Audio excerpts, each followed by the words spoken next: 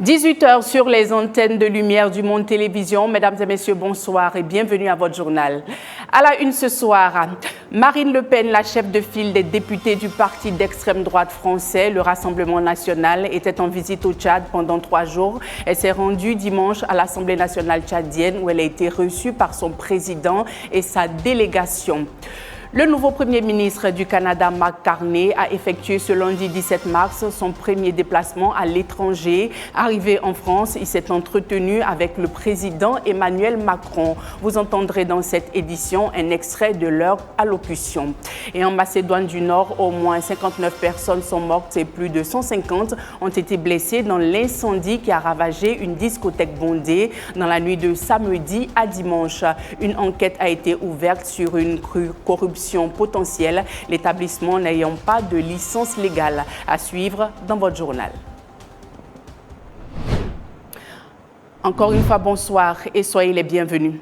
Après un aller-retour dans l'est du Tchad où elle a rencontré le président Mahamat Idriss Déby Itno, Marine Le Pen, la chef de file des députés du parti d'extrême droite français, le Rassemblement national, s'est rendue le dimanche 16 mars à l'Assemblée nationale tchadienne. Elle a été reçue par son président et sa délégation. Objectif de cette visite, retisser des liens entre la France et le Tchad, des liens qui se sont refroidis entre les deux pays suite à la rupture des accords de coopération militaire. On les écoute. Je pense qu'il est important, et si je peux y participer, je m'en réjouis, à retisser les liens entre deux pays amis qui, comme les amis, parfois ont des désaccords, mais parce qu'ils sont amis, ils sont en capacité de les surmonter. Dans le cadre des investissements, dans le cadre de coopération bilatérale, dans d'autres domaines, nous souhaitons qu'il y ait des investissements. Il faut multiplier les investissements par rapport au rythme. Le nouveau Premier ministre du Canada, Mark Carney, a choisi la France pour sa première visite officielle à l'étranger. À Paris, ce lundi 17 mars, Mark Carney, par ce choix stratégique, veut diversifier ses alliances et renforcer ses liens avec l'Europe en s'appuyant sur ses deux partenaires historiques. On écoute le président français Emmanuel Macron et le Premier ministre canadien, Mark Carney. Premier ministre, merci d'être à Paris aujourd'hui. Et permettez-moi de vous souhaiter la bienvenue et de vous dire combien nous sommes heureux de vous recevoir. D'abord parce que c'est votre première visite et vous avez choisi la France pour cette première visite à l'étranger. C'est un immense honneur et cela montre aussi l'importance de tous les défis en commun que nous avons. Et permettez-moi, sur une touche plus personnelle, de vous souhaiter un très bon anniversaire avec un jour de retard, mais tout de même. Vous l'avez rappelé avec force vendredi dernier, lorsque vous avez pris vos fonctions, la France, par sa culture, son art de vivre, sa langue, constitue une part irréductible de l'identité canadienne, au même titre que les peuples premiers et l'héritage britannique. Et nous en sommes fiers de cette histoire en commun. Nous sommes fiers d'avoir à nos côtés un allié de tous les combats, une nation déterminée à défendre un monde plus juste et un peuple animé par un idéal humaniste. En tout cas, Monsieur le Premier ministre, cher Marc, vous l'avez compris, ici nous recevons un ami, nous le recevons avec beaucoup de joie, en formant beaucoup d'ambitions et de projets ensemble. Et pour vous connaître depuis de nombreuses années, je sais aussi que nous recevons ici un homme qui aime son pays, est engagé au service de ses intérêts et pense qu'on peut servir les intérêts de son pays en étant un bon camarade sur la scène internationale et en nouant des partenariats efficaces et respectueux. C'est l'esprit aussi qui nous anime. Soyez le bienvenu. Merci. Merci beaucoup, Monsieur le Président. Et je peux commencer par le dire, les Canadiens et les Canadiennes aiment la France. Et ça, c'est la raison pour laquelle je suis ici pour ma première visite officielle en tant que Premier ministre. Merci de me recevoir. Cette visite est une symbole de notre histoire en commun, mais surtout un symbole promoteur de l'avenir. Mesdames et messieurs, bonsoir et bienvenue à votre journal sur Lumière du Monde Télévision. À la une ce soir, plusieurs ambassades, dont celle de la France, ont été prises pour cible par des manifestants mardi à Kinshasa. Ils dénoncent l'inaction de la communauté internationale face au conflit qui fait rage dans l'est du pays. Le ministre français Jean-Noël Barrot a dénoncé des attaques inadmissibles.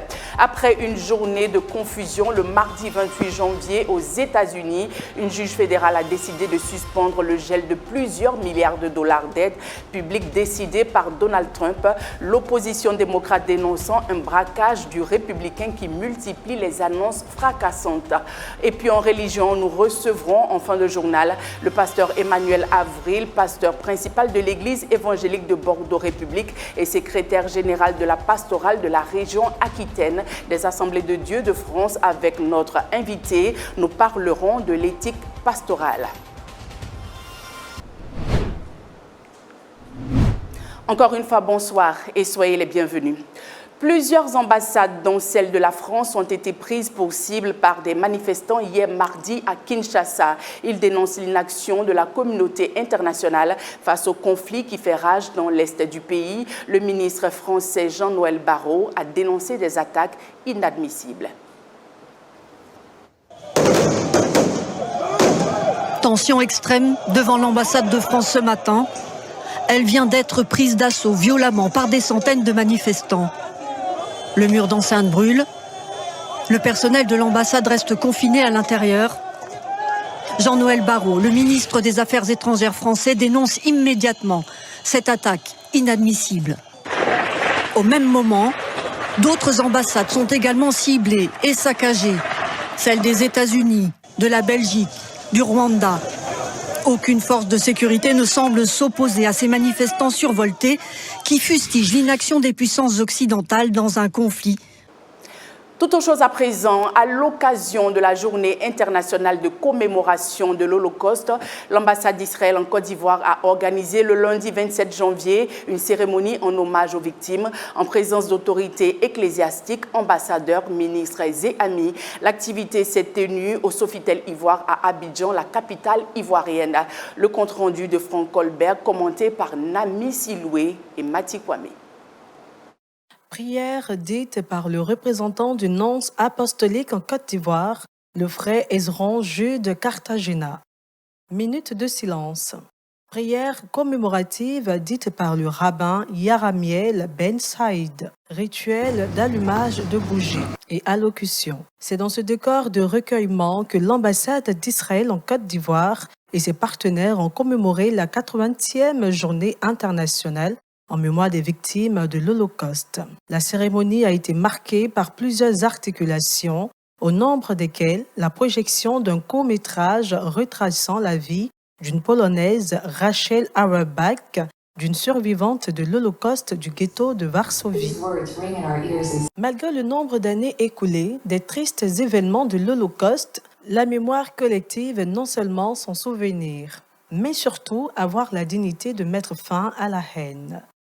Son Excellence, Madame Jessica Davis Barr, ambassadrice des États-Unis en Côte d'Ivoire. Mais je crois que le message que l'ambassadeur d'Israël et moi-même nous avons dit, c'est que même si ça c'était il y a 80 années, il est toujours important aujourd'hui d'avoir la dignité de mettre fin à la haine et de vivre ensemble et de soutenir la paix. Au thème de la rencontre, Son Excellence Madame Roni Yedidia Klein, ambassadrice de l'État d'Israël en Côte d'Ivoire, a dit l'importance que revêt la cérémonie de cette journée commémorative.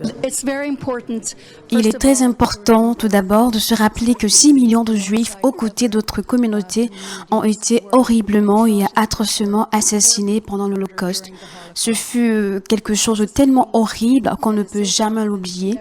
Mais il semble que ces dernières années, les gens tendent à déformer cela et qu'ils oublient ce qui s'est passé pendant l'Holocauste. C'est donc notre travail de rappeler au monde que cela s'est produit et que nous devons empêcher que cela ne se reproduise. Nous devons veiller à ce que l'antisémitisme ne puisse plus montrer à nouveau son visage hideux, comme cela a été le cas de ces dernières années, comme cela s'est produit dans le monde entier, dans différentes villes du monde, où nous l'avons vu atteindre des proportions pandémiques. Nous devons faire en sorte que des atrocités comme celles qui ont eu lieu lors de l'Holocauste, le meurtre d'un si grand nombre d'âmes innocentes, ne puissent jamais plus se reproduire.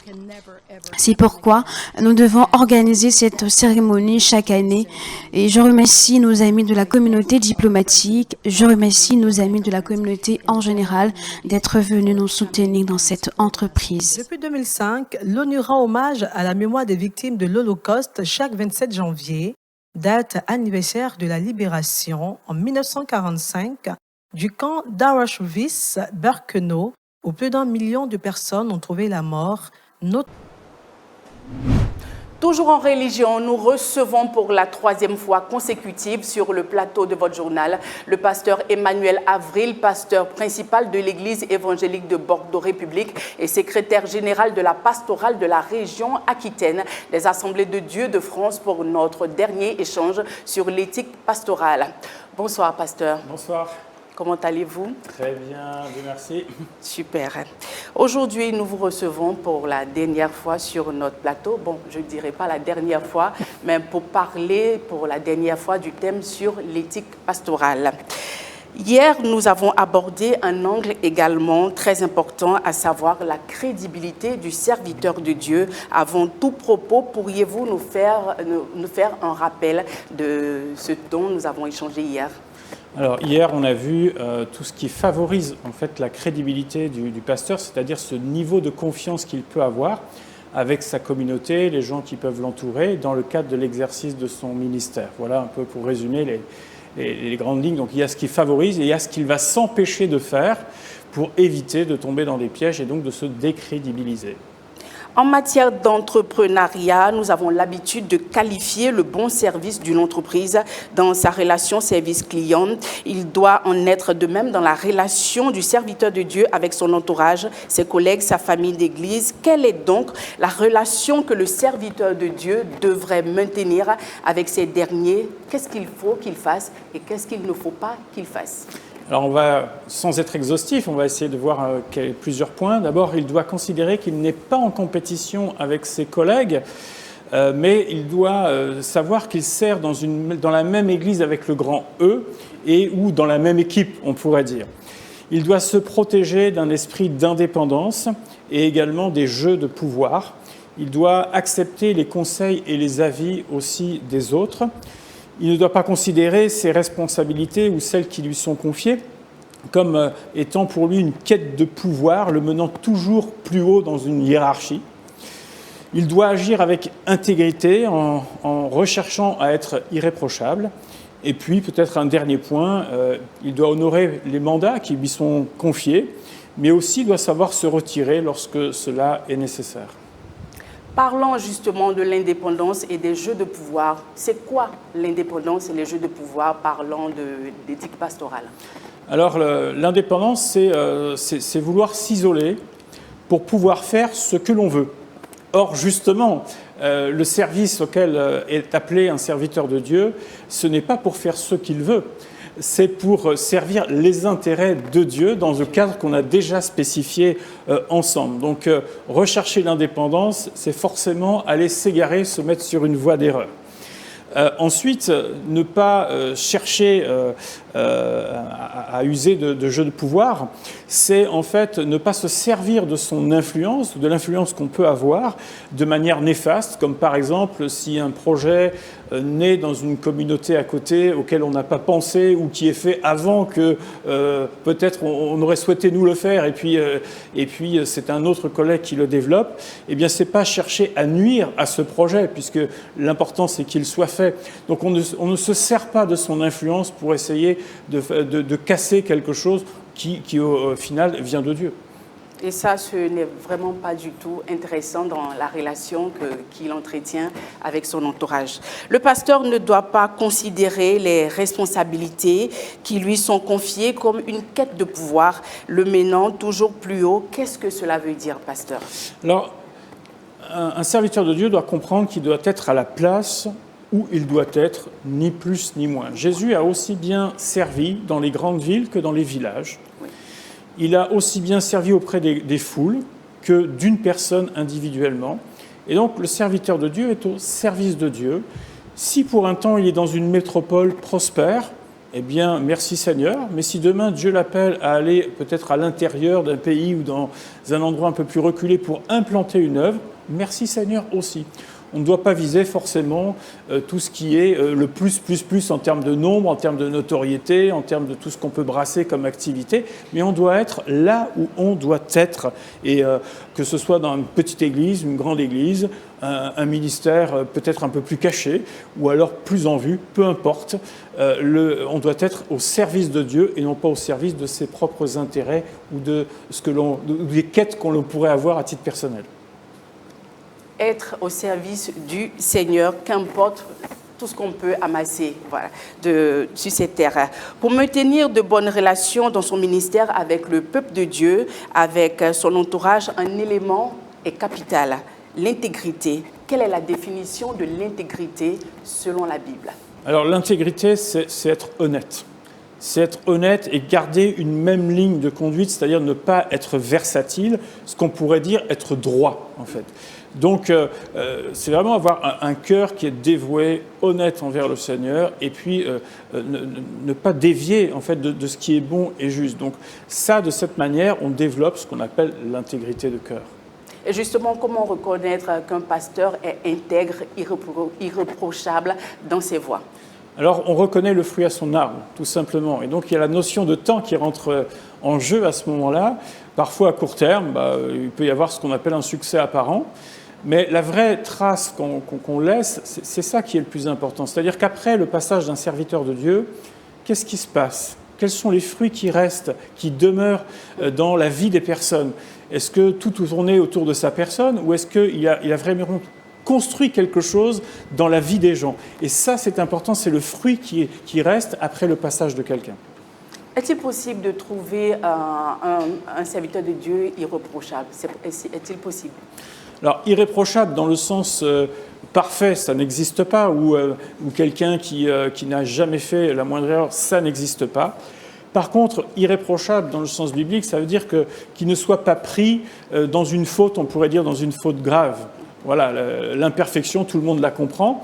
Mais par contre, qu'il ne soit pas pris la main dans le panier, dans quelque chose qui serait honteux, par exemple, dans des mauvaises affaires, ou, comme on l'a déjà vu sur ce plateau, dans quelqu'un qui par exemple, qui exerce mal la justice ou quelque chose comme ça. Donc, c'est possible d'être irréprochable dans ce sens-là, mais dans le sens de perfection, c'est pas possible. Pasteur Avril, nous arrivons au terme de notre entretien. Votre mot de fin? Il doit vraiment considérer à la fois sa famille d'église, considérer qu'elle est importante et qu'elle est pour lui un autorégulateur, c'est-à-dire que la communion avec ses collègues doit l'aider aussi à se repositionner à titre personnel, d'où l'importance d'avoir une famille spirituelle et de considérer sa famille spirituelle. Merci, Pasteur Avril, d'avoir développé avec nous le thème sur l'éthique pastorale. Vraiment, ce fut un plaisir. Merci à vous. Je rappelle que vous êtes le pasteur principal de l'Église évangélique de Bordeaux République et le secrétaire général de la pastorale de la région Aquitaine des Assemblées de Dieu de France. Merci encore, Pasteur, et à très bientôt. À bientôt. Et voilà, c'est la fin de ce temps d'information préparé par l'ensemble de la rédaction de Lumière du Monde Télévision. Merci de l'avoir suivi. Bonsoir.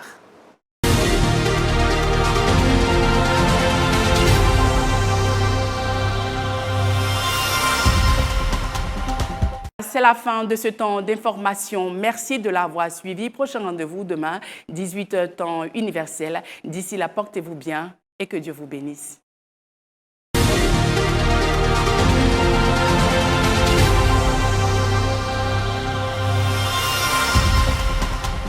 Vous faites bien de choisir Lumière du Monde Télévision pour vous informer sur l'actualité africaine et internationale. Mesdames et messieurs, bonsoir et bienvenue à votre journal. À présent, les titres. La RDC se dirige-t-elle vers un partenariat sur les minerais avec les États-Unis? Les discussions sont en cours. Washington apporterait une aide sécuritaire à Kinshasa en échange d'une facilité d'accès à ces minerais rares. Les chefs de la diplomatie des pays du G7 sont réunis au Canada Canada pour discuter d'un possible cessez-le-feu en Ukraine. Pendant ce temps, une délégation de la Maison-Blanche s'est rendue à Moscou pour avoir la réponse de Poutine sur la question. Le gouvernement canadien réplique aux droits de douane de la nouvelle administration américaine en imposant des taxes de 29,8 milliards de dollars sur des marchandises en provenance des États-Unis. Mesure entrée en vigueur ce jeudi 13 mars. Encore une fois, bonsoir et soyez les bienvenus. La République démocratique du Congo se dirige-t-elle vers un partenariat sur les minerais avec les États-Unis? Rien n'est encore fait, mais des discussions sont en cours. Washington apporterait une aide sécuritaire à Kinshasa en échange d'une facilité d'accès à ces minerais rares. Julien Paluku a été gouverneur du Nord Kivu pendant 12 ans. Aujourd'hui, à la tête du ministère du Commerce extérieur, il confirme que des discussions sont en cours avec les États-Unis concernant les ressources minières de son pays, mais n'entre pas dans les détails. Les discussions se passent dans le cadre de l'AGOA, qui est cette loi américaine qui nous permet de bénéficier des exportations vers les sols américains sans paiement de frais de douane. Maintenant, les gens peuvent exploiter ça de la manière dont ils veulent. Est-ce que c'est un échange avec la sécurité? Ça, c'est la question stratégique qui relève du président de la République. L'AGOA est née en 2000, signée sous l'égide de l'ancien président américain Bill Clinton, et permet en effet au prix de certains pays africains, dont la RDC, d'accéder au marché américain sans droit de douane. L'accord, qui expire en septembre, est en cours de renégociation. La RDC regorge de cobalt, de coltan, de lithium, autant de ressources qui intéressent le monde entier, États-Unis compris, et dont l'exploitation se heurte aujourd'hui à la guerre dans l'Est. Pour l'opposant Alain Bolodjoa, le risque est que Kinshasa soit peu regardant sur les conditions d'un futur accord avec l'Amérique de Donald Trump, vu la pression que subit le gouvernement congolais sur le plan sécuritaire. Aujourd'hui, M. Félix Tshisekedi cherche à protéger son pouvoir et estime qu'on doit négocier directement avec les Américains. J'espère que cela va se faire sur base de notre code minier. Parce qu'on ne doit pas brader. Parce que n'oubliez pas que le contrat chinois ne nous a servi à rien. La RDC a en effet vécu un précédent similaire avec la Chine. En 2008, le président Kabila passe contrat mine contre infrastructure avec Pékin qui s'engage à construire. Présentez votre biographie à notre public. Son Excellence Matthias Veltin est l'ambassadeur d'Allemagne en Côte d'Ivoire.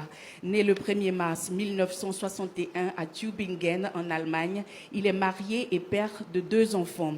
Il obtient son baccalauréat en 1980 et commence son service civique qu'il termine en 1981. C'est à l'université de Tübingen qu'il poursuit ses études supérieures et y obtient sa maîtrise en philosophie en 1987. Durant 2 ans, M. Matthias Veltin suit une formation préparatoire au niveau supérieur du service diplomatique de 1988 à 1990 avant de faire ses premiers pas en tant que diplomate de la République fédérale d'Allemagne, aussi bien au sein de son ministère de tutelle que dans ses représentations à l'étranger. Au ministère fédéral des Affaires étrangères à Berlin, il a occupé les fonctions de chef de division adjoint et de chef de division de 1996 à 1999, de 2003 à 2007 et de 2012 à 2015. À l'étranger, il exercera dans différentes ambassades d'Allemagne, notamment de 1990 à 1993 à Moscou, en Russie, de 1993 à 1996 à Lomé, au Togo, de 1999 à 2003 à Oslo, en Norvège, de 2007 à 2012 à Abuja, au Nigeria. Depuis 2015, son Excellence M. Matthias Veltin est successivement ambassadeur à Conakry de 2015 à 2019, Lomé de 2019 à 2023 et maintenant à Abidjan, en Côte d'Ivoire. En effet, depuis août 2023, il a déposé sa valise diplomatique à Abidjan en qualité d'ambassadeur plénipotentiaire et de la République fédérale d'Allemagne en Côte d'Ivoire. Mesdames et messieurs, voici présenté l'ambassadeur d'Allemagne en Côte d'Ivoire, M. Matthias Veltin.